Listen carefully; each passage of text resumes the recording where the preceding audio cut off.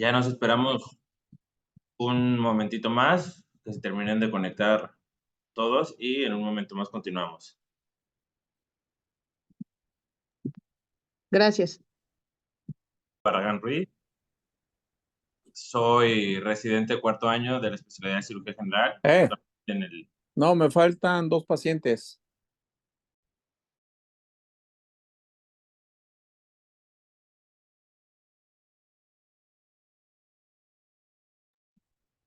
bueno, si se escucha, por ahí se me cortó el audio. Bueno, les comentaba, curso la especialidad actualmente en el ISSSTE acá en Colima. Soy egresado de médico cirujano partero de la Universidad de Guadalajara. Y el día de hoy vamos a abordar, de cierta manera, lo que es un dolor torácico agudo, cómo se nos van a presentar los pacientes, cómo los vamos a abordar, cuáles son las principales patologías y en qué sospechar depende de los pivotes clínicos que nos presentan los pacientes.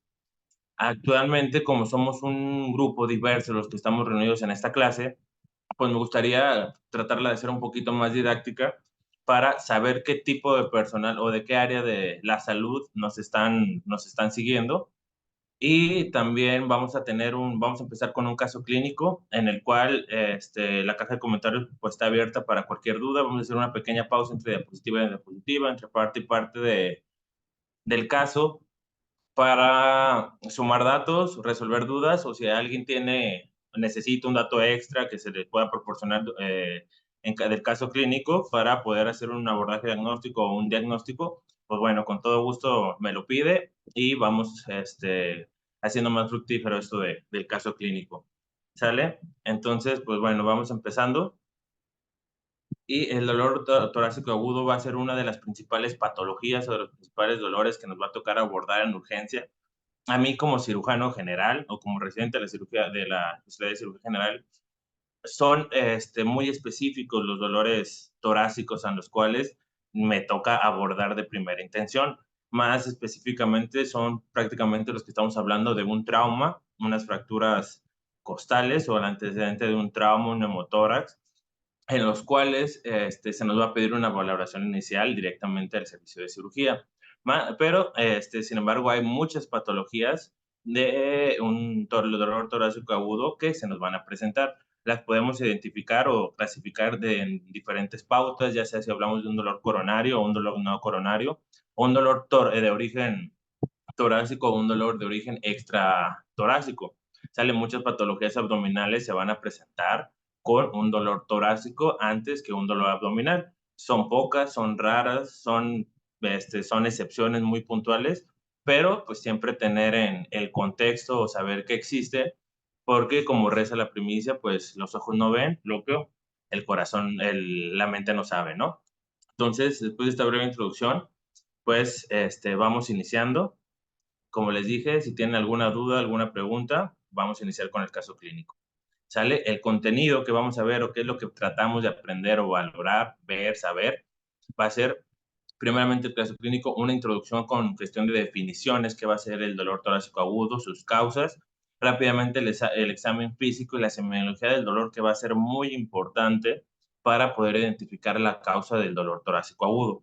¿Sale? Esto es primordial siempre y como lo he repetido en las clases, la historia clínica, perdón, algo pasó, listo. La historia clínica y la exploración física van a ser las pautas del tratamiento para poder ofrecer un buen abordaje diagnóstico a nuestros pacientes. Las pruebas diagnósticas complementarias que nos van a servir para poder, por ahí se ve el micrófono abierto, listo. Las pruebas diagnósticas específicas que nos van a ayudar para la confirmación del caso, cómo se van a presentar diferentes cuadros clínicos según la patología y una breve sección de conclusiones y una parte para preguntas y respuestas en caso de que existan dudas, ¿sale? Entonces empezamos con un masculino de 34 años que acude a urgencias por un dolor torácico. Se refiere aparentemente sano, sin patologías previas, solamente el dolor en el pecho intermitente, que no cesa, ha sido por una de larga evolución por durante 2 años Niega toxicomanías, pensando en un dolor torácico agudo de origen coronario, ¿no? El dolor actual inició 4 horas previas de acudir al servicio de urgencias y no se ha quitado desde entonces. Lo refiere como retroesternal, con irradiación a ambos lados del pecho. No se asocia con disnea ni palpitaciones, no refiere dolor abdominal, perdón, dificultad para respiratoria o una compresión como tal, solamente lo refiere un dolor retroesternal. Y el dolor es mitigado al incorporarse o al inclinándose hacia adelante. Hace 2 semanas refiere el antecedente de una infección de vías respiratorias que duró 4 días. Y como dato, sus esposas y sus 2 hijos presentan cuadros similares en forma simultánea. Tiene el antecedente cardiovascular de su padre falleció a los 51 años, joven, por un infarto agudo al miocardio.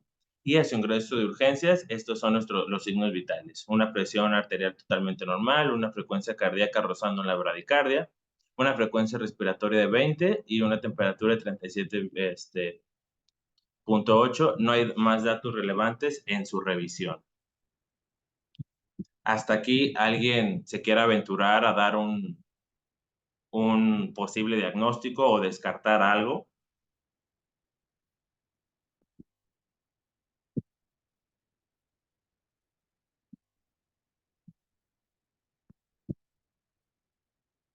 Muy bien. El doctor Quevedo nos dice que una pericarditis. Muy bien, doctor Quevedo, ¿nos podría decir por qué piensa en una pericarditis y no en lo más común que sería un síndrome coronario agudo? El tiempo de evolución Muy bien, perfecto. El tiempo de evolución del Sí, dígame. antecedente de gripa, un cuadro gripal, Perfecto. y que se alivia al inclinarse hacia adelante. Se alivia. Son datos importantes que nos ayudan o nos hacen sospecha de una pericarditis. Muchas gracias, doctor Quevedo. Gabriel Pérez nos dice que un taponamiento arterial. Gabriel, si gustas compartir el por qué piensas eso.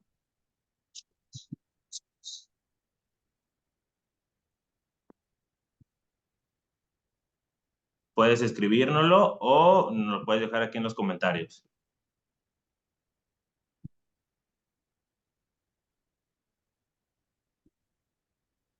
O Raúl Hernández, que nos dice una angina de pecho. ¿Por qué sospechas de una angina de pecho con los antecedentes y el cuadro clínico que se nos presenta? Si les da pena hablar, escríbanos, no hay ningún problema, ¿eh? Pero el punto es para que esto lo hagamos más dinámico y conocer diferentes puntos de vista. Así, Vanessa Lima, también nos dice que una angina de pecho. Vanessa, ¿tú nos compartes el por qué? ¿Sospechas de una angina de pecho?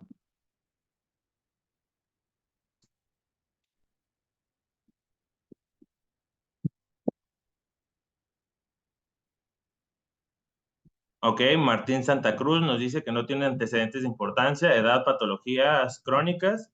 Las manifestaciones clínicas no son tipos de cardiopatía isquémica. Muy bien, Martín. Estamos hablando, entonces vamos a continuar un poquito más. El diagnóstico diferencial, como lo hemos platicado, bueno, aquí van a sido los diferentes comentarios que nos han puesto, un infarto agudo al miocardio por el hecho de tener una... Vanessa nos dice que no tiene disnea ni palpitaciones. Ok.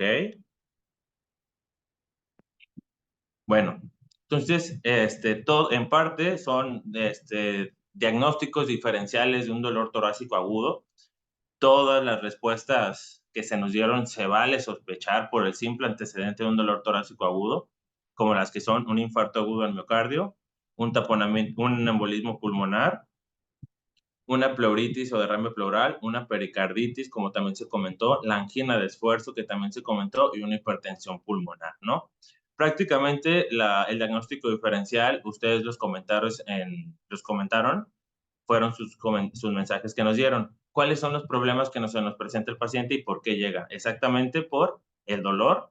El dolor es muy característico, como lo comentaron ustedes mismos, no es un dolor característico de una isquemia, es un dolor y parece más un dolor inflamatorio. El tiempo de evolución también es clave para poder descartar un infarto agudo del miocardio o una cardiopatía isquémica. La edad también es otro dato pivote, ya que el paciente tiene 34 años y no se conoce con una patología, ya sea diabetes, hipertensión, alguna malformación que nos vaya a elevar el riesgo cardiovascular de este paciente. Hay muchos síndromes como la hipercolesterolemia en los que sí está relacionado infartos agudos al miocardio en pacientes jóvenes, pero en este caso, pues no hay su caso, ¿no? El único antecedente que tenemos, que puede ser de relevancia, como lo comentó el doctor Quevedo, es el antecedente de una infección de origen viral, y lo que refuerza es que sea de origen viral fue que cesó a la semana y que su familia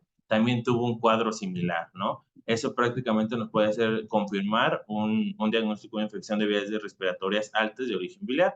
El antecedente de infarto agudo del miocardio de un familiar, en este caso su padre a los 51 años, que para presentar estas patologías se puede considerar un paciente joven, pero bueno, no hay que dejarlo pasar por alto.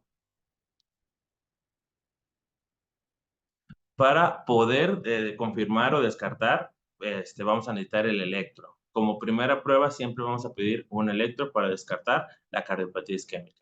Y en el análisis de casos, pues bueno, fue mucho lo que nos comentó el doctor Quevedo, por la evolución del dolor y no presentar otros problemas a la exploración. Baja mucho la sospecha de un síndrome coronario agudo. Solicitamos, si la sospecha es alta o no nos queremos quedar con la duda, o prácticamente por protocolo debemos de pedir es un electrocardiograma para descartar. Así como lo dijeron ustedes en sus comentarios, no presenta disnea, no presenta diaforesis, la sensación de muerte que es muy, muy característico del infarto agudo al miocardio. La respiración está normal, la temperatura, el pulso y la tensión arterial son normales.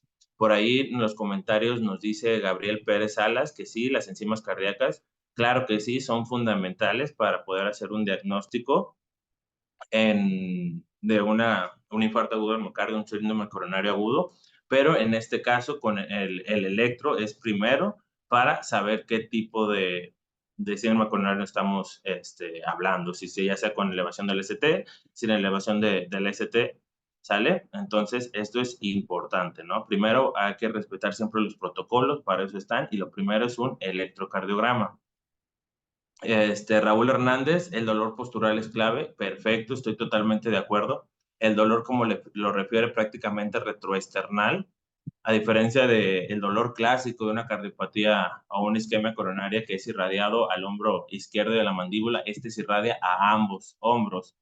Se aumenta o se exacerba al toser y disminuye a la inclinación hacia adelante, ¿no? Es por eso que siempre es importante valorar el dolor, no solo preguntarle dónde le duele, sino cómo le duele, cuánto tiempo tiene doliéndole, cómo ha evolucionado el dolor, si empezó de gran intensidad y se ha mantenido intenso o ha ido aumentando en la intensidad, si mejora con alguna posición, ya sea como en cuestiones abdominales que mejoran la posición de gatillo.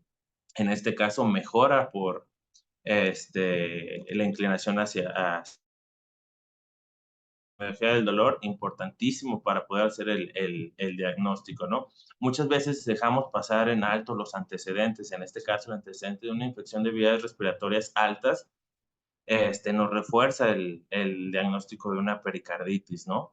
Entonces es por eso, principalmente con una buena anamnesis y una exploración física, vamos a poder tener un 70 al 80% del diagnóstico o tener más de uno o dos diagnósticos sindromáticos para poder, o diagnósticos diferenciales para poder llegar al diagnóstico final, ¿no? El antecedente de la infección, se sospecha de una pleuritis o derrame pleural, es característico ese dolor pleurítico, como lo refiere, que aumenta al toser y disminuye al inclinarse hacia adelante. No presenta disnea, fiebre o dolor en la expiración para pensar en un problema infeccioso, ya sea una neumonía. Y radiografía o TAC para descartar. Nos dice, se recomienda mayormente una angiodiagnóstica antes de una angioplastía. Correcto, pues sí, claro. Bueno, depende prácticamente la clínica, ¿no? Porque hay muchas causas donde si el diagnóstico de infarto ya lo tienen, pues hay que valorar si va a necesitar una trombólisis o una angioplastía, ¿no?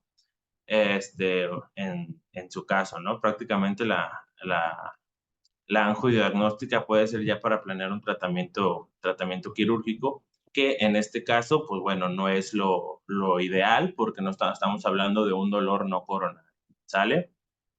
El dolor punzante puede hacernos sospechar de una embolia pulmonar o una pericarditis, pero no presenta hemoptisis y disnea. La clínica es poco probable para eso, tampoco tenemos antecedentes o factores de riesgo como una cirugía reciente, estar más de 3 días postrado, un antecedente de cáncer o una trombosis venosa profunda, que eso nos vayan a elevar el riesgo de una embolia pulmonar. El antecedente de una infección de vías respiratorias, la mejoría del dolor hacia inclinarse, la edad del paciente y que no tenga otros datos, podría suponerse que tiene una pericarditis, ¿sale? Un ecocardiograma para confirmar, en este caso, nos podría ayudar para poder llegar a nuestro diagnóstico. Hasta aquí, ¿tienen alguna duda? ¿Quieren agregar algún dato? ¿Algo que les haya hecho interesante o algo que no les cuadre en cuestión del caso clínico?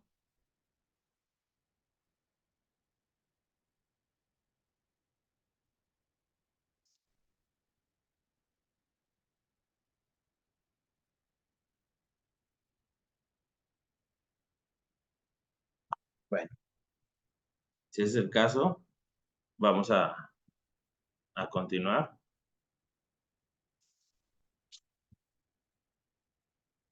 Bueno, ya tenemos 2 comentarios. Martín Santa Cruz dice, ante la sospecha, lo primero es el electrocardiograma. Martín, siempre cualquier dolor torácico, en cuestión de que no estamos hablando de un trauma como tal, que requiere otro manejo, pero si nos hablamos de un paciente que llega con un dolor torácico, un dolor retroesternal, que entonces pues siempre es recomendable solicitar un electro para descartar un problema coronario.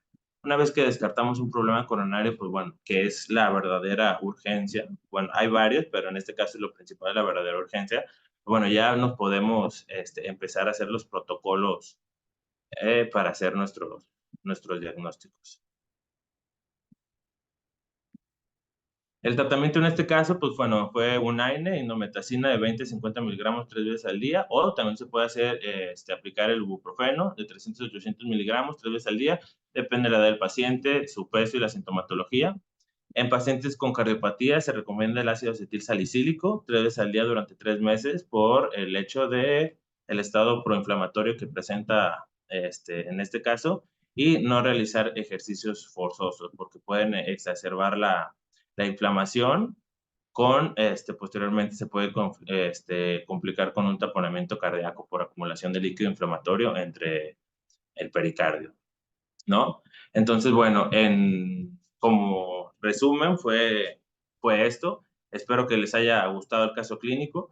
Considero que fue una muy buena revisión. Todos pudimos aportar ciertos comentarios que nos ayudaron tanto a confirmar como a descartar la clínica del paciente. Entonces ya vamos a pasar un poquito más a lo teórico, ¿no? Saber que pueden ser muchas causas, como les digo, y poco a poco vamos a ir tratando de valorar a qué refiere o cómo es la característica del dolor, qué podemos sospechar, y al final cerraremos con un algoritmo en el que podamos hacer un breve resumen. Entonces, en cuestión de introducción, aproximadamente el 1% de las visitas al consultorio de atención primaria son por dolor en el pecho. Y el 1.5 de estos pacientes tendrán angina inestable o infarto agudo del miocardio. Es por esto la importancia de conocer el dolor torácico agudo, estar familiarizado con la sintomatología del dolor y los posibles diagnósticos diferenciales, porque también podemos presentar otro tipo de urgencia que sea un aneurisma de la aorta, que también se va a presentar como un dolor torácico, pero pues no va a ser de origen coronario, ¿no? Que también es una urgencia que compromete la vida del paciente y tenerla en cuenta al momento de valorar o abordar un paciente con este tipo de patología. El objetivo inicial en los pacientes que presentan dolor torácico es determinar si es necesario remitir al paciente a pruebas adicionales para descartar un síndrome coronario o un infarto agudo del miocardio.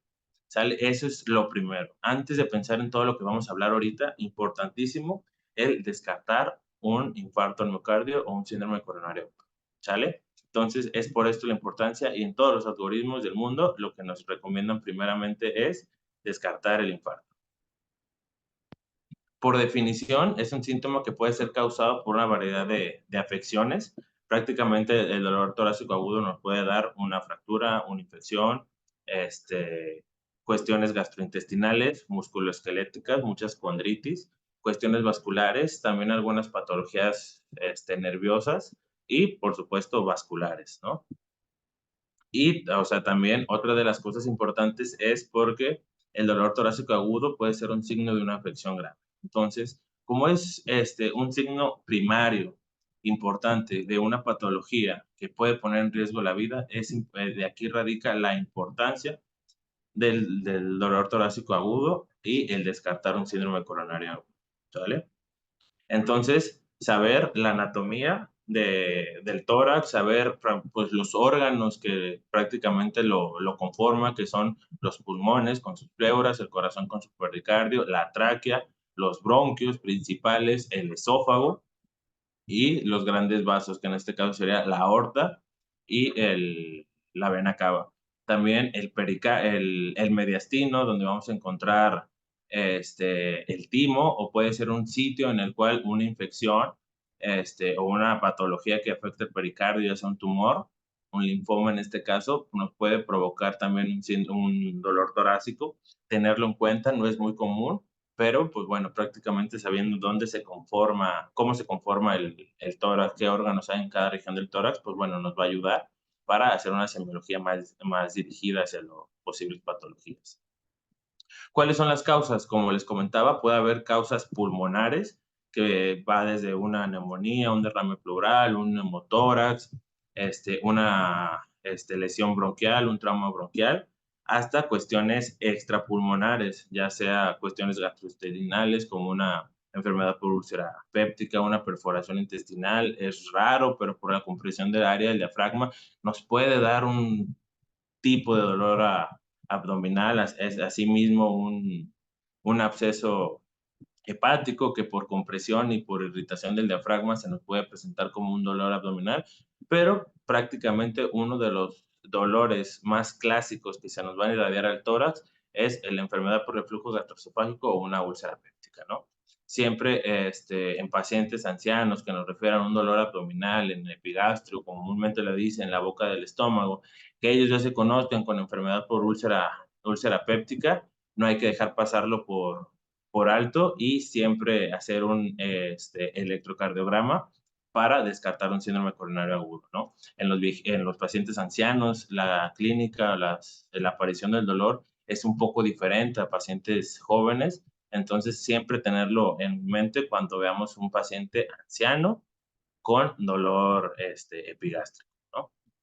Las causas, como se comentaba, pueden ser condiciones pulmonares, enfermedades gastrointestinales, musculoesqueléticas, que son muy comunes, las condritis, se presentan ya sea por movimientos repetitivos, por algún antecedente de un trauma, una fractura, pueden provocar dolor. Las enfermedades vasculares, como les comentaba, una disección aórtica, un aneurisma aórtico, pueden presentar un dolor torácico agudo. Enfermedades pericárdicas, como en el caso clínico, que fue una pericarditis que nos va a presentar un dolor torácico agudo, y otras como infecciones por herpes zóster, el ejercicio intenso y las cervicalgias. No muchas, pero algunas veces las patologías cervicales o las patologías de comprensión nerviosas se nos pueden presentar como un dolor torácico que prácticamente no tiene que ver con el tórax, pero es un dolor diferido, un dolor irradiado por una compresión medular.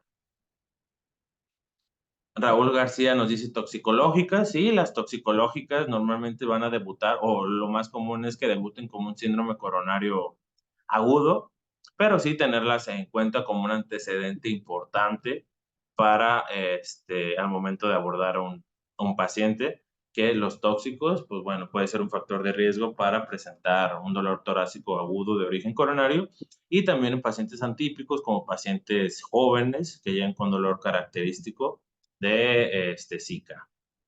Gracias, Raúl.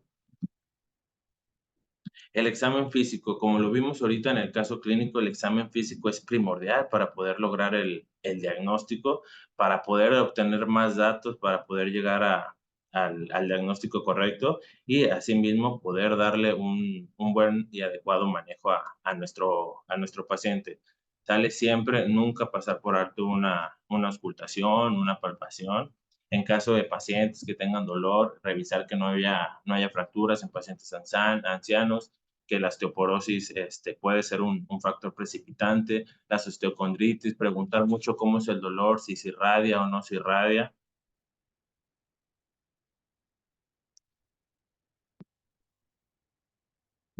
Gabriel Pérez Salas, el uso de bebidas energéticas nos puede confundir en el diagnóstico. Todo este tipo, haciendo una pausa para contestar la pregunta, todo este tipo de bebidas energéticas, toxicomanías que se usan como estimulante, por así decirlo, que nos aumente el ritmo cardíaco, que nos aumente la presión arterial, nos van a precipitar a un síndrome coronario agudo. ¿Sale? El uso de bebidas energéticas no es que nos hagan confundir si el diagnóstico, sino es que puede ser un factor de riesgo para presentar cierto tipo de patologías, en este caso el síndrome coronario agudo. ¿Sale? Bueno, entonces, como les comentaba, importantísimo, ¿no? En este caso de la pericarditis, en la auscultación, pues, es más común en la pleuritis, pero el roce de ambas pleuras, pues, nos puede dar un signo, ¿no? Para sospechar de qué estamos, hablando. Como lo comentábamos ahorita en el caso clínico, la semiología del dolor es importantísimo. ¿Sale? Hay ciertos dolores en la región del tórax que nos van a hacer pensar en ciertas patologías, en este caso el dolor retrosternal, que es el más común, nunca dar por alto una isquemia miocárdica, un dolor pericárdico en este caso, el dolor esofágico, de ya si el paciente nos dice que es un dolor quemante, que es repetitivo varias veces al día, que se relaciona con los alimentos, pues bueno, eso nos puede hacer pensar en una enfermedad por reflujo gastroesofágico, o en el anciano que empezó el dolor en boca del estómago, después de los alimentos, y después inició con un dolor torácico agudo, una sensación de opresión en el tórax, pues bueno, también pueden ser datos pivotes que nos pueden hacer sospechar en uno u otro diagnóstico, pero bueno, como les comentaba, siempre hay que seguir los protocolos de descartar el síndrome coronario agudo.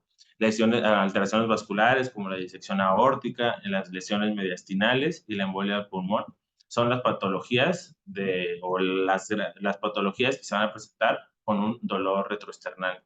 Cuando estamos hablando de un dolor que es principalmente en el hombro con irradiación al tórax, pues bueno, nunca debemos de dejar pasar por alto la isquemia miocárdica. Si ven, en la mayoría de los ítems que tenemos aquí, la isquemia miocárdica es el número 1. La importancia, pues bueno, ya sabemos por qué es, ¿no? La pericarditis se nos puede dar un dolor referido, el absceso subdiafragmático, como les comentaba, el absceso hepático por irritación al diafragma nos puede hacer pensar o nos puede confundir el dolor torácico agudo, y por la diferencia o la distancia entre el dolor y el hígado, probablemente podamos hacerlo pasar por alto, pero pues siempre, ¿no? Siempre va a haber otro dato pivote, otro dato que nos va a hacer sospechar, en este caso de un absceso hepático, pues bueno, la presencia de fiebre, la presencia en la palpación, una hepatomegalia, la ictericia, unas alteraciones en los leucocitos, problemas en el perfil hepático, ¿sale? Entonces siempre esto es para poder hacer un buen diagnóstico diferencial y no pasar nada por alto, ¿no? Hoy en día en la medicina actual se habla mucho de la sistematización, en la cual nos va a ayudar a dominar el área, haciéndonos, disminuyendo el grado de error humano y ahorrando tiempo y recursos, que al final de cuentas todo va a ser en beneficio de la recuperación del paciente. El derrame pleural nos puede provocar un dolor en hombro, una lesión cervical, un dolor esquelético, ¿no? En brazos, de igual manera, una isquemia miocárdica y el dolor cervical o dorsal, un dolor compresivo de la médula. En la pared anterior izquierda, una neuralgia intercostal, que estamos hablando de un herpes zóster, la embolia del pulmón, la neumonía con su derrame pleural, igual manera los abscesos subdiafragmáticos y una miositis. La miositis es muy rara y prácticamente es un diagnóstico de descarte, ¿no? Un paciente con un dolor crónico que se le ha buscado de todo, normalmente se presentan mujeres de relativa edad joven y que ya le descartaron toda la vida por haber, y la paciente, a pesar de, continúa con los síntomas, ¿no? En epigástrico, de igual manera, la isquemia miocárdica, principalmente en pacientes ancianos, el dolor pericárdico, un dolor esofágico, el dolor gástrico o duodenar por la cercanía del epigástrico con el tórax, el dolor pancreático, el dolor de la vesícula también es muy característico, que se irradia hacia la espalda y hacia el hombro ipsilateral. Este es un dolor referido, es muy común, pero bueno, esto es un poquito más claro que pocas veces nos va a hacer sospechar de una enfermedad coronaria, ¿no? La distensión hepática, de igual manera, por compresión subdiafragmática, la neumonía, también principalmente en pacientes ancianos por listeria, suele provocar dolor torácico y dolor abdominal, y en niños también, ¿no? Y el derrame pleural. En la pared anterior derecha, pues un dolor vesical, distensión hepática, absceso diafragmático, úlcera péptica, embolia del pulmón y de igual manera la miositis, ¿no? Y ya cuando estamos hablando de interescapular, igual nunca dejar de sospechar la isquemia miocárdica, dolor de la vesícula y dolor pancreático, ¿sale? Entonces, hasta aquí, antes de hacer continuar en la siguiente diapositiva. ¿Alguien tiene una duda sobre los tipos de dolor, cómo se presentan, el tiempo, que quieran ahondar más en ciertas patologías, o todo está bien y continuamos?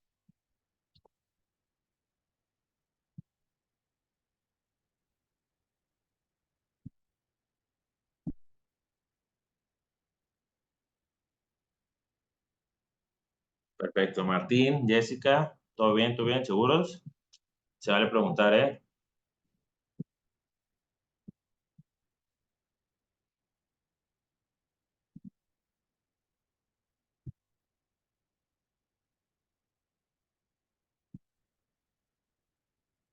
Las pruebas diagnósticas, ahorita las vamos a empezar a revisar. Como les digo, principalmente el electrocardiograma de primera intención. Es un estudio fácil, es un estudio rápido, es un estudio barato, de rápida accesibilidad y que prácticamente necesita un mínimo de entrenamiento para poder tomarlo, ¿no? Ya para poder interpretarlo, pues bueno, se necesitan años de práctica, pero pues bueno, ¿no? Para tomarlo, yo creo que todos podemos tomar un electrocardiograma.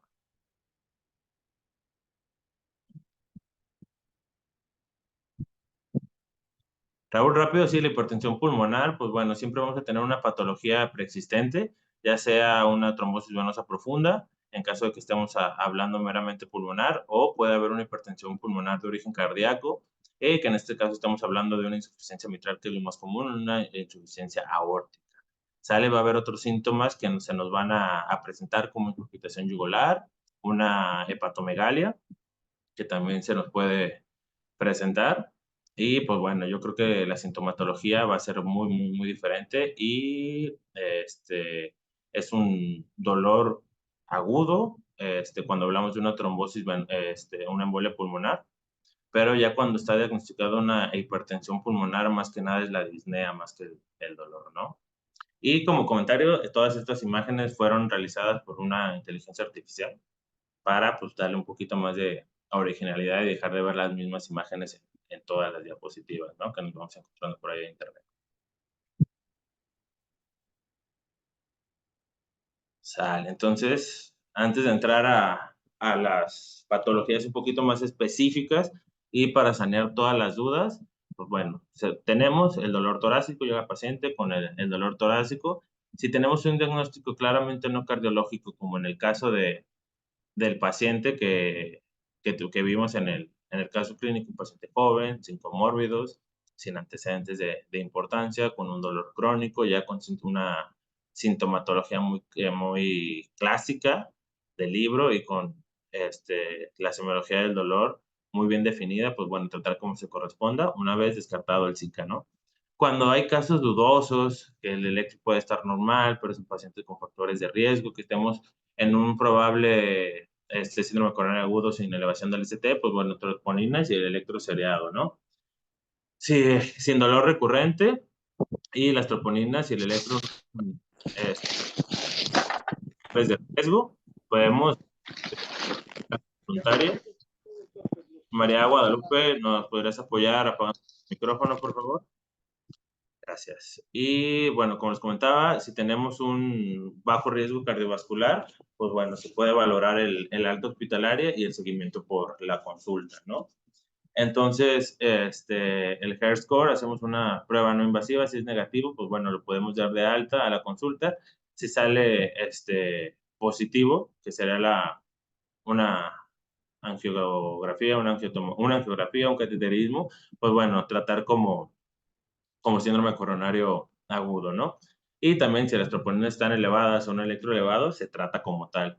Y cuando llegamos con un paciente anciano, arriba de 60, 70 años, con diabetes, hipertensión, obesidad, que tiene un dolor de aproximadamente 20 minutos, que inició de manera súbita, que es penetrante, que siente que se va a morir, irradiación al cuello, pues bueno, estamos hablando de un claro caso evidente de un síndrome coronario, tratarlo como ¿no? Activar los protocolos indicados y seguir los algoritmos necesarios para el tratamiento.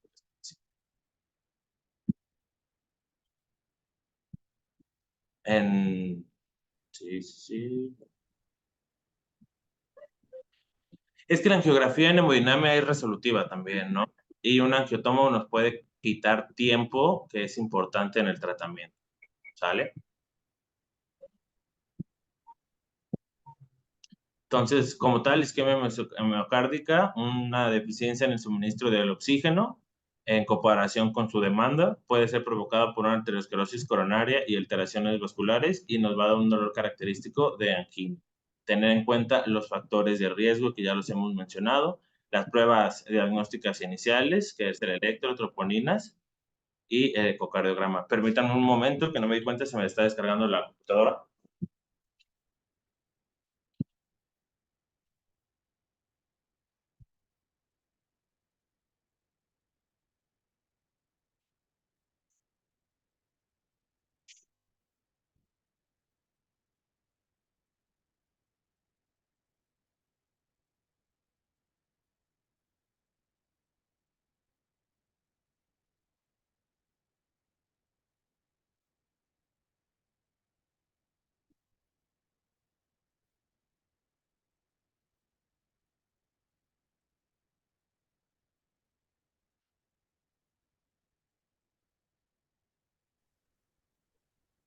Dale, listo, qué pena, una disculpa.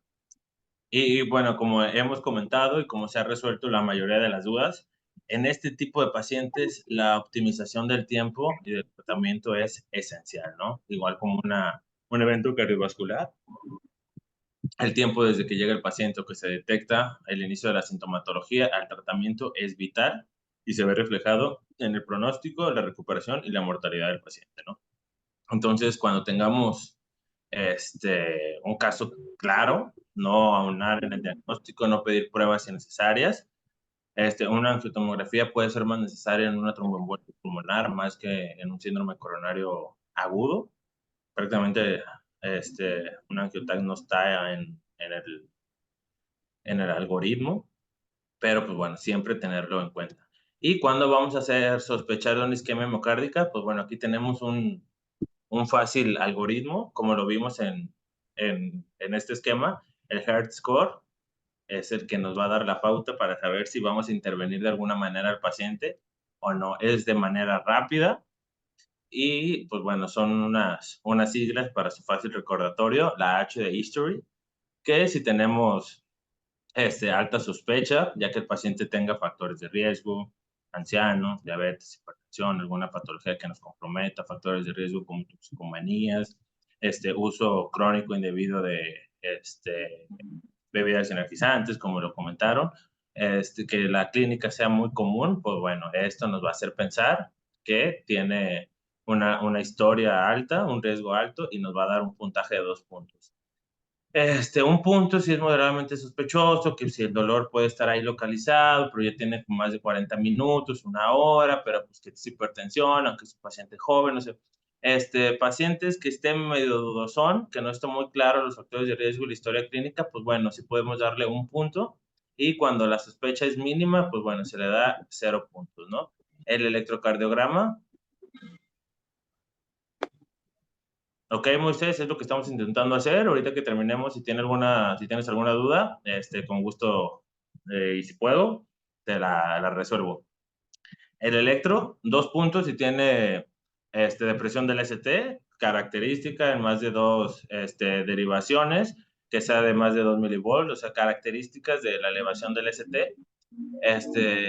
Una alteración en la respolarización, pero que no sea como tal una depresión del ST, y cuando es normal, se le va a dar 0 puntos.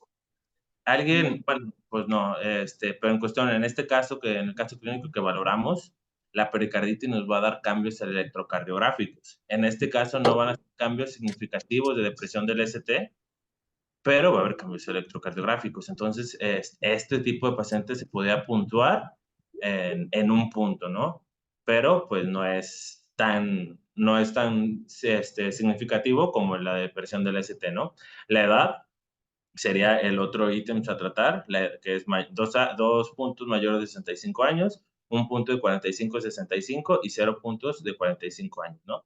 Factores de riesgo, pues bueno, que tenga más de 3 factores de riesgo o historia de enfermedad aterosclerótica, pacientes que ya se conozcan con insuficiencia arterial periférica, paciente que tenga el diagnóstico, no sé, de una disección aórtica o el antecedente de una patología vascular aórtica previamente tratada, ciertos síndromes genéticos, ya sea la trisomía 21, el síndrome de Turner, van a ser patologías que nos van a predisponer a malformaciones cardiovasculares y que se consideren factores de riesgo, ¿no? Y las troponinas, 3 veces arriba del límite son 2 puntos, de 1 a 3 veces arriba del límite es 1 punto, y las troponinas normales es 0, ¿no? Si tiene 3 puntos, pues bueno, estamos hablando que tiene un riesgo bajo del 0,9 al 1,7% de presentar un infarto agudo del miocardio. Si tiene de 4 a 6 puntos, pues bueno, estamos hablando de un riesgo moderado en el cual se tiene que realizar ciertas intervenciones o un seguimiento al paciente para disminuir el riesgo con ciertas intervenciones, ya sea dieta, ya sea tratar alguna diabetes, alguna hipertensión, alguna hipertrigliceridemia. Y cuando es arriba de 6 puntos, pues bueno, prácticamente nos estamos enfrentando a un síndrome coronario agudo en el cual tenemos que actuar según los protocolos y los algoritmos ya especificados. Gabriel Pérez Salas, podríamos utilizar un gamagrama para diagnosticar que Gabriel, un dolor torácico agudo, pues no. Pero si tu pregunta es para diagnosticar una cardiopatía isquémica, el gamagrama tengo entendido que se utiliza más en la evaluación y en el protocolo de estudio en una insuficiencia cardíaca, más en un síndrome coronario agudo, como en un síndrome torácico agudo como tal, ¿no? O en un síndrome coronario agudo posterior a pacientes que se infartan, tienen alguna cierto tipo de grado de necrosis transmural del ventrículo izquierdo, en el cual se puede, y quedan con algún grado de insuficiencia cardíaca, puede o está indicado un gamograma en ciertas especificaciones. No es de rutina, no es diario, no es de todos los pacientes, y entonces, pues bueno, no es algo que en estos momentos o en esta parte de la plática o en este tipo de pacientes, en los momentos que nosotros los abordemos, ya sea en urgencias, en un escenario de urgencia, en un consultorio de atención primaria, pues bueno, no nos va a servir, ¿no? Estos son más estudios que se dejan para tercer nivel. De nada, Gabriel, espero haber resuelto tu duda. Y regresando a Moisés Villanueva García, no sé, ¿te quedó alguna duda en el Heart Score? ¿Cómo qué es lo que se puntúa y cómo se interpreta?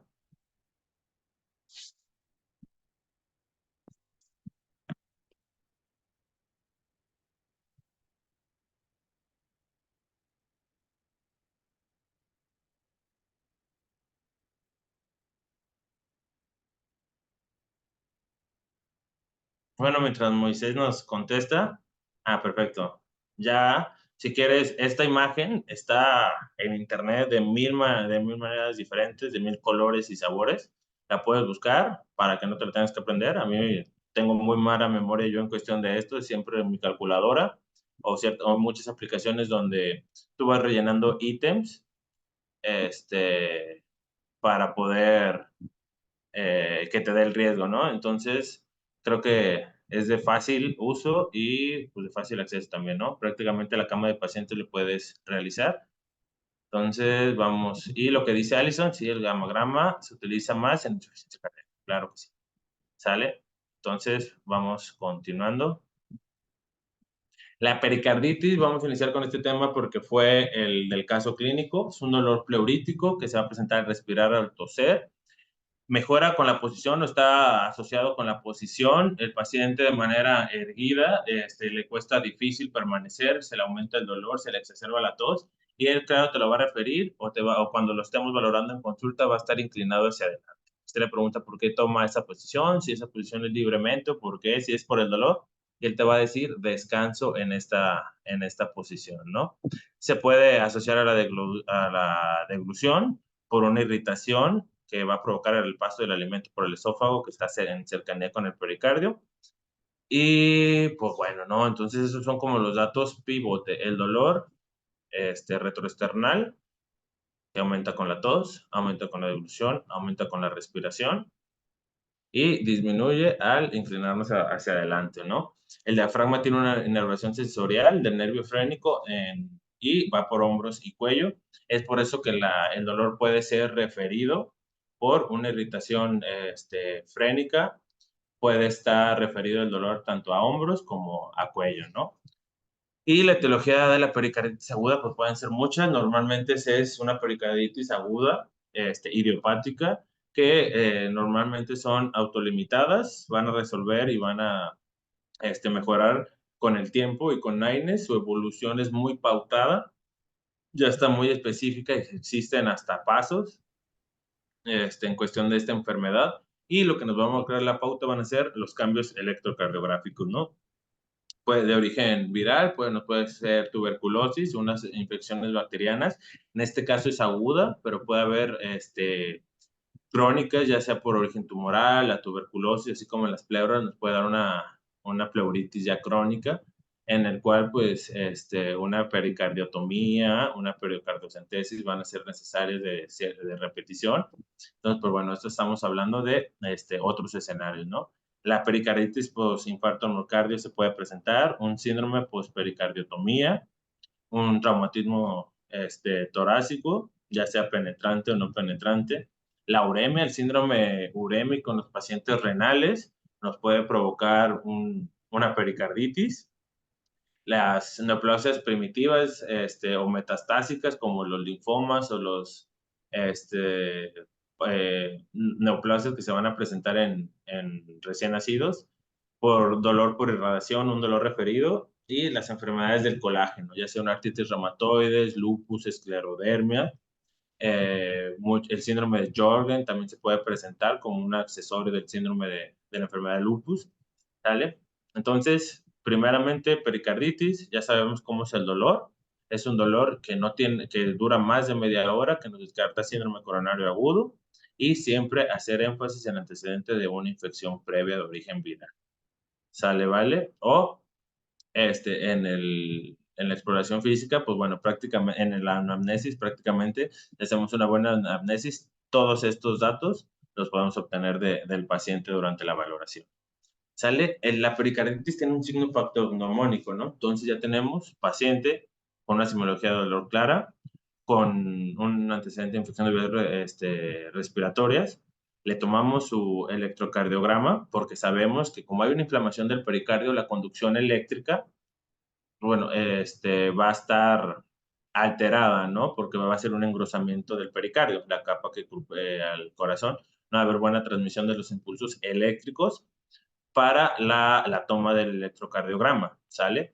La electricidad del trabajo eléctrico intracardíaco, pues bueno, ese normalmente va a estar respetado pero la inflamación del pericardio es que nos va a provocar estos cambios, ¿no? Se va a alterar en un 80% de los pacientes y tiene 4 estadios que van a estar en un segmento ST cóncavo, después va a estar isoeléctrico, una T negativa y posteriormente la normalización.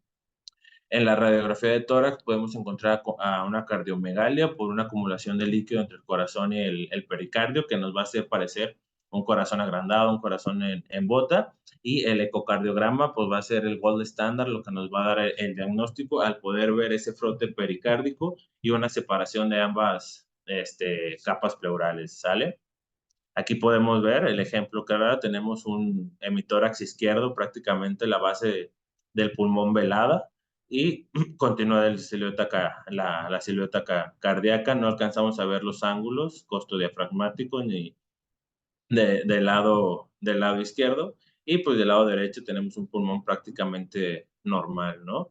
Esto que nos pueden hacer pensar, si no tenemos el diagnóstico claro, estamos pensando, oh, puede ser un derrame pleural por el hecho de que tuvo un antecedente de una infección de vías respiratorias, pues bueno, entonces lo que sigue sería confirmarlo o descartarlo con el electro. Una vez que tenemos los cambios, lo confirmamos con un ecocardiograma, ¿no? En aquí podemos ver la separación de las capas del pericardio y la acumulación de líquido dentro de él, ¿no? Que como es de primera vez, pues es aguda, la inflamación de ambas capas nos va a provocar un líquido ahí. Normalmente es un líquido seroso, que cuando es de gran cantidad que compromete la mecánica cardíaca, es cuando se nos va a presentar una sintomatología agregada de un taponamiento cardíaco, y el tratamiento sería pues una periocardiocentesis de urgencia, ¿no? Este caso, pues bueno, son raros los casos que se van a presentar así, pero tenerlo en cuenta cuando si se nos llega a presentar, ¿no? Cambiando ya de patología, pues hablando de una patología vascular, pues bueno, la disección aórtica no es muy común, pero debemos tenerla en cuenta, y su importancia radica porque es una emergencia cardiovascular que va a poner en riesgo la vida del paciente, ¿no? Tiene una mortalidad operatoria hasta el 30%. Imagínense si los pacientes que se operan y se diagnostican a tiempo tienen una mortalidad del 30%, o sea, de cada 10, estamos hablando de que 3 se mueren, es una mortalidad altísima. Imagínense los pacientes a los cuales no se le hace un diagnóstico oportuno, ¿sale? Entonces, es por eso que aquí radica la importancia. El 80% de los pacientes van a morir antes de llegar al hospital, ya que es un problema agudo. Estamos hablando que la capa muscular, que es la capa que le da la fuerza a la aorta, se va a abrir o va a estar diseccionada, en este caso, se va a separar y va a poner, y lo único que va a recubrir, pues va a ser una capa serosa, ¿no? Cualquier aumento de la presión intratorácica corre el riesgo de ruptura, y el vaciamiento de la aorta es rapidísimo, ¿sale? Hay casos reportados en el que el paciente muere en el baño, paciente que mueren al toser.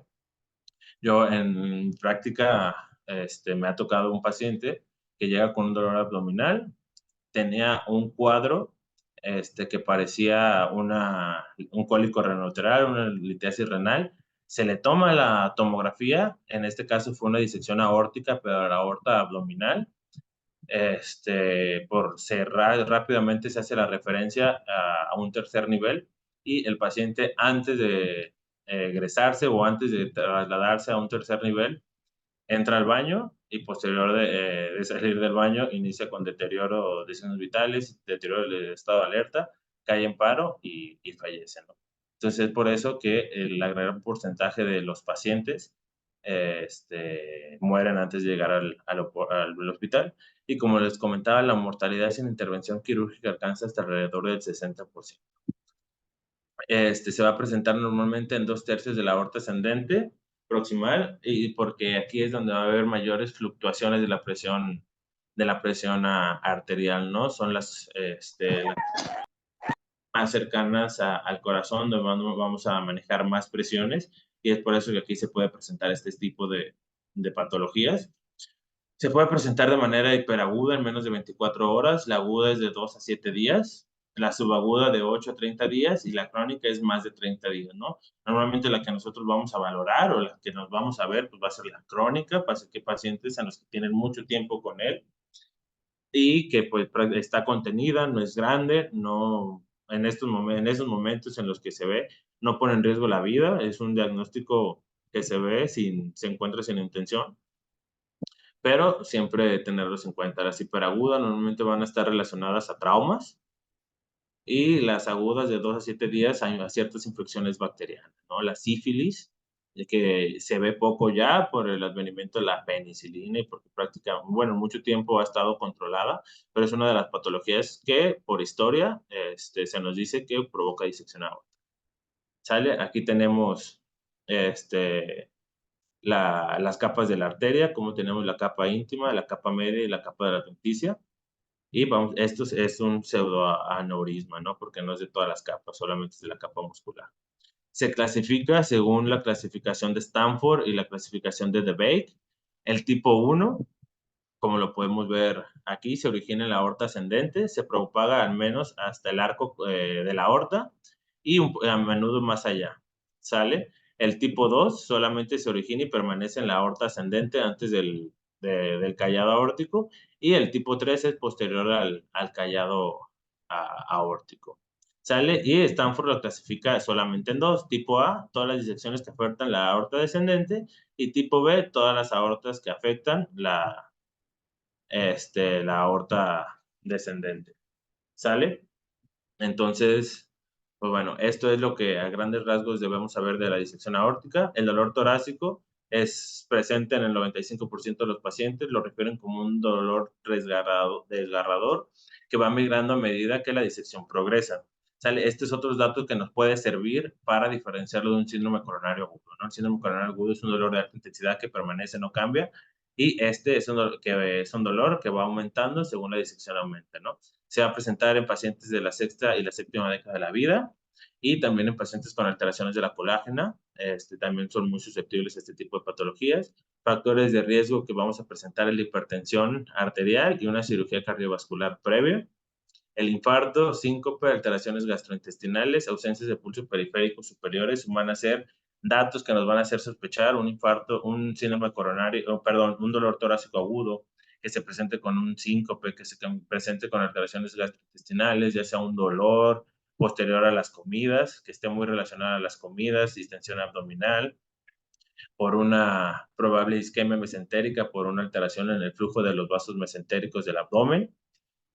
El síncope por una alteración en el flujo sanguíneo cerebral. El infarto, claro que sí se puede presentar por una alteración en el flujo, porque toda esa sangre se está acumulando en el aneurisma, que es como un globo que se hace. Para diagnosticarlo, pues una radiografía de tórax, en el cual vamos a poder, en muchos casos se puede apreciar el aneurisma, el ecocardiograma, y la tomografía van a ser indispensables para poder realizar el diagnóstico, ¿no? Una tomografía contrastada o una angiotomografía, pues nos va a dar la pauta, ¿no? Aquí tenemos una tomografía con contraste y sin contraste. Aquí la podemos ver. Esta es la arteria aorta, cómo va aumentando, vamos avanzando. Aquí seguimos avanzando y ya empezamos a ver cómo hay una luz pequeña y hay extravasación de líquido. Y en este caso ya es muy evidente, ¿no? Esta sería una Stanford B, que estamos hablando de la aorta descendente. Y aquí podemos ver cómo está la extravasación del contraste, ¿no? Que esto es sangre que se está saliendo fuera de la aorta. En esta imagen la podemos apreciar de que ya se empieza a presentar, aquí ya, pero no vemos la comunicación. Aquí damos un corte más abajo donde ya podemos ver y valorar la comunicación. Y si tuviéramos cortes más para abajo, podríamos poder valorar todo el aneurisma o un corte sagital, ¿no? Haciendo una pequeña pausa para contestar una pregunta.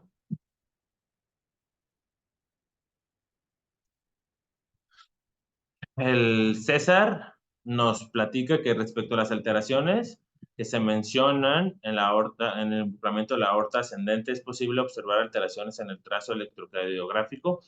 El electrocardiograma en este caso no nos va a servir como para diagnosticar una disección aórtica, pero la disección aórtica sí nos puede provocar un dolor de origen coronario, ¿sabes? Entonces, Pues no sé, para disección aórtica, pues no habría cambios electrocardiográficos siempre y cuando no comprometan la circulación coronaria. El síndrome de Tietze es un síndrome, pues que yo creo que pocos lo conocemos, hasta tiene un nombre raro, pero es más común de lo que parece, ¿no?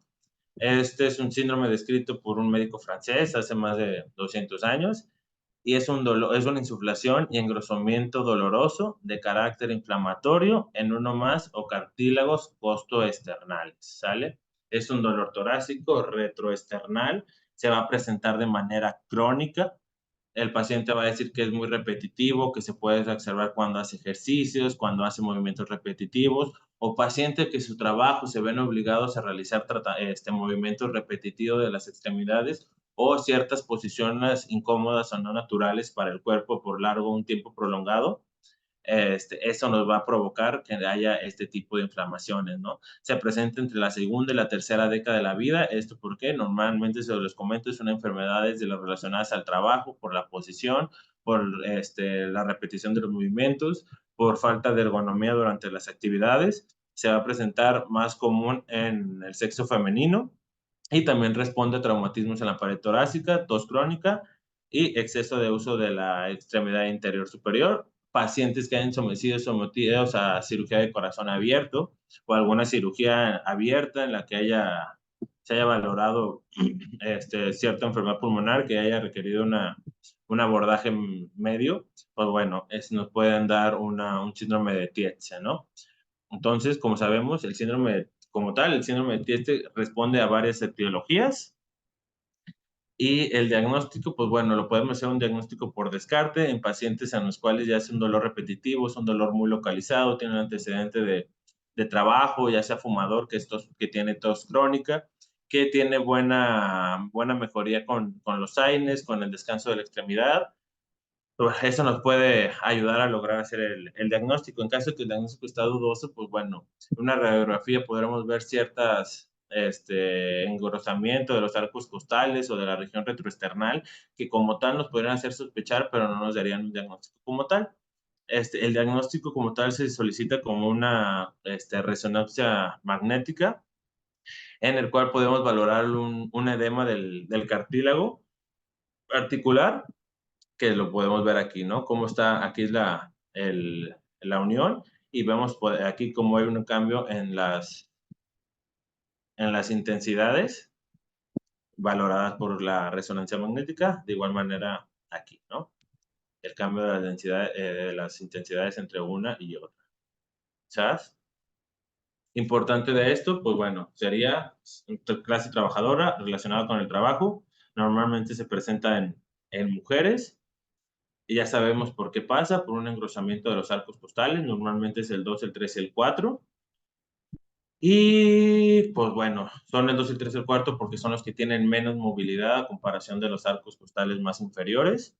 Y pues responde al reposo, analgésicos, compresas calientes y ya. Trastornos abdominales, estos sí son varios, pero son muchos, son los específicos que nos van a dar como tal un dolor abdominal. ¿Sale? Tener en cuenta que ciertas patologías esofágicas nos van a dar un dolor torácico, ya que el esófago tiene su porción intraabdominal que es pequeña, pero pues bueno, por un dolor referido, comprende el tercio inferior, el tercer tercio del esófago. Una hernia hiatal nos puede provocar un dolor torácico agudo.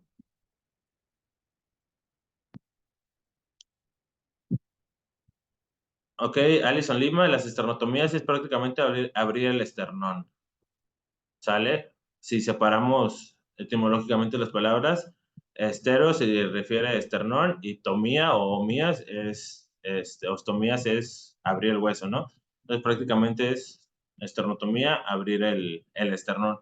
En las cirugías de corazón abierto, pues la medida de abordaje o la línea de abordaje es por la línea media y se realiza una incisión pues a la mitad del esternón, en la línea media. Normalmente el esternón hay muchas maneras de abrirlo. Se abre con una sierra Jiggly, con la misma que se pueden hacer las puntaciones. Ya lo más común que se utiliza es con sierra y tener cuidado la arteria esternal, ¿no? Que está justamente por encima de la horquilla y es la que más se lesiona al momento de hacer este tipo de esternotomías. De nada, Alison. Sale. Entonces, hablando de la cercanía del esófago con los órganos intraabdominales, en este caso el abdomen, como podemos ver, la úlcera estomacal, la úlcera gástrica o la úlcera duodenal, pues podemos tener un dolor referido en el epigástrico y que se puede referir también en el tórax, ¿no? Por cercanía, también como ya lo vimos, la vesícula biliar, las patologías biliares también se pueden referir a tórax, ya sea una colecistitis crónica, una colangitis, puede ser, las compresiones subdiafragmáticas, pueden ser tumores, pero lo más común es que sea un absceso hepático por una irritación del nervio frénico. Entonces, pues yo creo que todos hemos visto a un paciente con piedras en la vesícula, con un dolor agudo, o nos ha dado un cólico biliar. A mí ya me dio un cólico biliar, tengo piedras y aún no me quiero operar. Un dolor en el hipocondrio derecho, que se relaciona a las comidas. No es la primera vez que nos pasa. Nos ha pasado antes, pero se ha quitado y esta vez sigue y no se quita. Y pues después se relaciona a náuseas y es después de un alimento copioso, ¿no? Muy grasoso. Sale la diferencia entre un cólico biliar y una colecistitis, aparte de los datos ultrasonográficos, pues no estábamos hablando de la evolución del dolor, ¿no? Si tenemos un dolor que va más allá de las 24 horas, pues bueno, eso nos puede hacer pensar más en una inflamación como tal ya de la vía biliar a un cólico biliar. ¿Va? Pero bueno, eso es tema de otra clase. Saber que por la irritación o la cercanía subdiafragmática que tienen estos órganos es lo que nos va a provocar o nos va a referir el dolor torácico. El neumotórax, ok, gracias. El neumotórax y la neumonía, pues bueno, en cuestiones pulmonares, ya estamos hablando de las cuestiones torácicas, van a ser otras de las dos causas. Yo creo que son relativamente comunes en nuestros medios. Vivimos en una ciudad en la cual los accidentes pues, son muy comunes. Y pues bueno, los neumotórax va a ser pues una clínica muy diferente, ¿no? Del dolor torácico agudo. Siempre cuando estamos hablando de un neumotórax, pues lo más común es que sea por un trauma, descartar que no haya fracturas costales, el antecedente que haya sido intervenido de alguna patología. Si es fumador, normalmente el neumotórax espontáneo está descrito que son en personas jóvenes, personas de complexión delgada y que son fumadores, ¿no? Hablando del,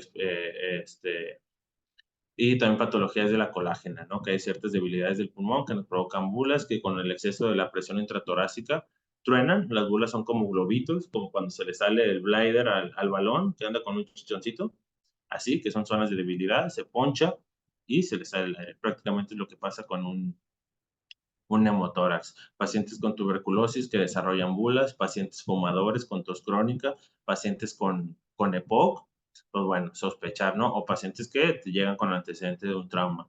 ¿Cuáles van a ser los síntomas? Pues bueno, va a haber dificultad para respirar, va a haber taquicardia, va a ser un paciente ansioso, al momento de la auscultación, pues no vamos a auscultar el murmullo vesicular en el emitórax afectado y la percusión nos puede ayudar porque va a estar hiperresonante, ¿no? Porque lo que suena es puro aire, como cuando se golpea un tambor, más o menos así se va a escuchar, porque lo que podemos valorar aquí, esto que señala la fecha blanca es el pulmón colapsado y todo lo blanco pues es prácticamente aire, muy diferente al pulmón izquierdo en el cual podemos ver trama.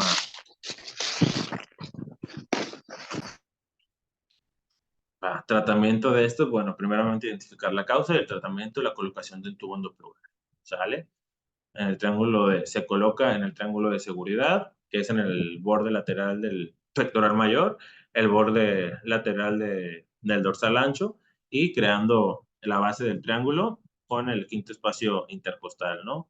Es el área de mayor seguridad en donde hay menos riesgo de que vayamos a lastimar algunas estructuras adyacentes, se infiltra el área se hace una incisión de unos 2 centímetros o a veces hasta menos. Normalmente ya depende de la técnica. A mí me gusta una vez que hago la incisión, hacer un medio Sarnoff para cerrar, tener la jareta para cerrar la herida. A mí no me gusta hacer una jareta como tradicionalmente se usa en circular porque luego queda la piel un poquito fea. Y si hacemos un medio Sarnoff, la piel queda un poquito más estética y molesta menos, ¿no? Se diseca con una pinza Kelly hasta sentir que abrimos las aponeurosis y sentir que perforamos la pleura. ¿Cómo vamos a saber que ya estamos? Porque literalmente se oye como cuando se desinfla un globo, sale el aire. En caso de que sea un hemotórax o haya líquido, también va a salir líquido. Y con una pinza de anillo se introduce el, el tubo siempre posterior y hacia arriba, ¿no? Recordar que la incisión en el espacio intercostal se tiene que hacer arriba de la costilla siguiente del arco costal. Estamos hablando que si lo vamos a hacer en el quinto arco intercostal o espacio intercostal, vamos a hacerlo más pegado al borde superior de la sexta costilla.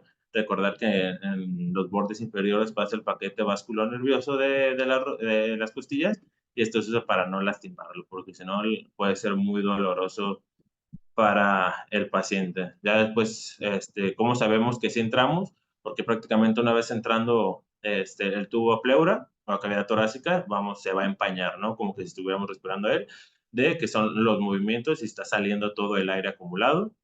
Se fija el catéter con el drenaje, con la técnica que sea. Normalmente se utiliza con el nudo en una sandalia romana y se conecta al pleurovac, ¿no? Se toma una radiografía a las 24 horas y si no resuelve, pues bueno, son radiografías seriadas. Normalmente a las 24 horas ya podemos ver más de un 80% del pulmón expandido, pero pues bueno, eso es en la teoría, ¿no? Y pues en la neumonía, el dolor que se nos puede presentar, pues va a ser por un derrame pleural, un empiema. Normalmente este tipo es por un dolor, una irritación pleural, va a ser un dolor muy parecido, un dolor pleurítico, un dolor muy parecido al de la pericarditis, que aumenta con la tos, aumenta con la respiración, que de cierta manera también va a mejorar inclinándose hacia adelante, pero de una etología muy, muy diferente, ¿no? Se nos va a presentar con fiebre, con dificultad para respirar, en la radiografía, pues bueno, las radiografías van a ser muy, muy, muy diferentes, vamos a ver su consolidación, vamos a ver el derrame, lo podemos encontrar el derrame en una zona específica del pulmón, en caso de que estemos ya hablando de ya un empiema y que esté abscedado, y pues el tratamiento prácticamente va a ser muy diferente, ¿no?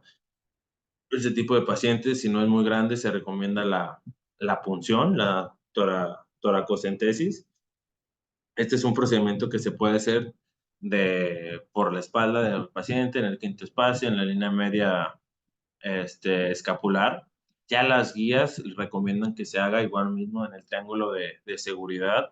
Recordar que, bueno, hay agujas especiales con las cuales se realizan este tipo de procedimientos. En nuestro medio es muy difícil o probablemente es muy difícil conseguirlo. Con un punzón se puede realizar.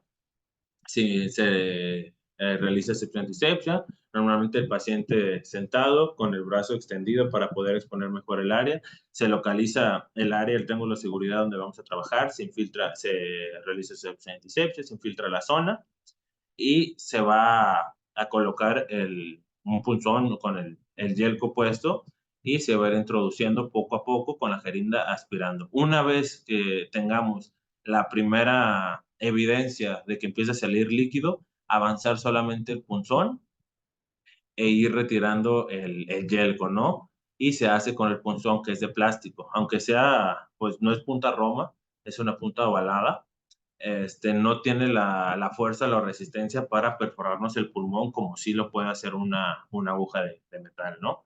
Entonces eso es importante. Cuando empezamos a tener líquido, sacamos el yelco y dejamos solamente el punzón. Ya sea si es necesario colocar un catéter para estar drenando de manera continua, solamente sea una toracocentesis diagnóstica en el cual necesitamos líquido para mandarlo a examinar para poder estadificar o diferenciar el tipo de derrame pleural. Los derrames pleurales se hace con unos criterios, los criterios del AI, en los cuales se realiza un citológico y un citoquímico del estudio. Hay ciertos criterios para ver si un exudado o un trasudado, y ya depende si es un exudado o un trasudado, pues bueno, eso nos va a orientar en el diagnóstico específico de este tipo de pacientes, ¿sale? Entonces es muy importante, ¿no? Aquí, como a manera de resumen, sabemos que cuando hablamos de origen cardíaco es angina, un cuadro anquinoso, un ataque agudo al miocardio o una pericarditis, ¿no? Van a ser los compromisos cardíacos que nos van a provocar un dolor torácico agudo. Estamos hablando de alteraciones vasculares, es la disección aórtica, un embolismo pulmonar y una hipertensión pulmonar. En estas tres, si les realizamos un electrocardiograma, en lo único que probablemente no encontramos cambios electrocardiográficos va a ser en la disección aórtica. En un embolismo pulmonar, si hay ciertos cambios electrocardiográficos que no se van a presentar en todos los pacientes, pero si se presentan hay alta especificidad, alta sensibilidad, no, sería alta especificidad en el diagnóstico. Y la hipertensión pulmonar, pues bueno, en esta sí vamos a ver alteraciones electrocardiográficas como ciertas cardiomegalias, ¿no? Una cardiomegalia del ventrículo derecho porque está trabajando de más para tratar de vencer esa presión de la arteria pulmonar, ¿no?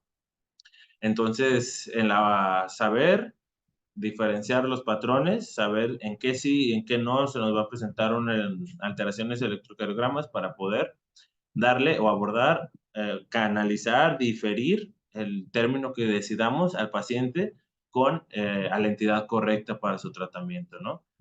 Pulmonares, bueno, pues la pleuritis o la neumonía, una traqueobronquitis o el neumotórax, ¿sale?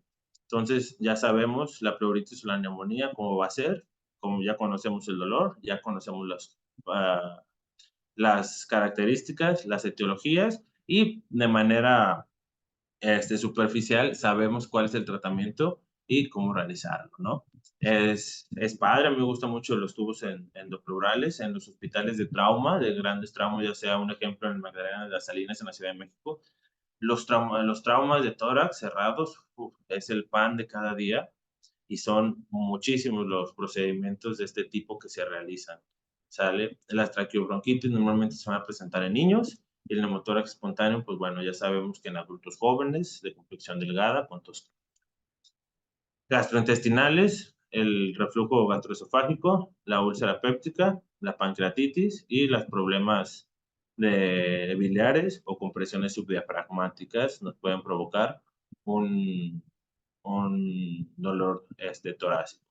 Musculoesquelético, las condritis, como el síndrome de Tetzel que ya comentamos, las enfermedades cervicales o traumas, ¿no? Ciertas compresiones de niveles vertebrales, ya sea los más comunes 5, 6 y 7, o 4, 5 y 6, son los que más nos van a presentar alteraciones en tórax, porque son las ramas nerviosas que van a irrigar los miembros, ¿no? Entonces, por un dolor referido se nos puede provocar. No sé si conozcan personas que tienen un dolor de cuello crónico que se irradia a los hombros, que el dolor se empieza aquí, que se va por acá, sienten calambres, sienten hormigueos, sienten que les falta la fuerza, más o menos así es una compresión raquimedular, y estos son el tipo de patologías que nos van a presentar un dolor torácico.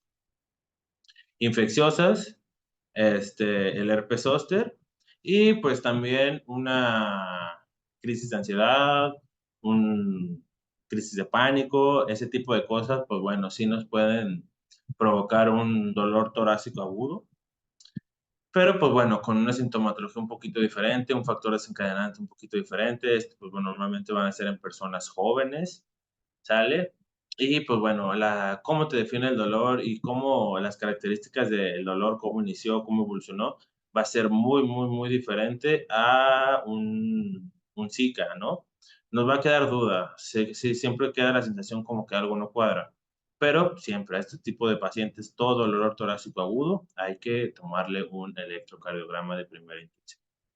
Hasta aquí, antes de seguir con un algoritmo a manera de resumen y tratarlo de irnos paso a pasito para recordar todo lo que vimos, ¿alguna duda, alguna pregunta?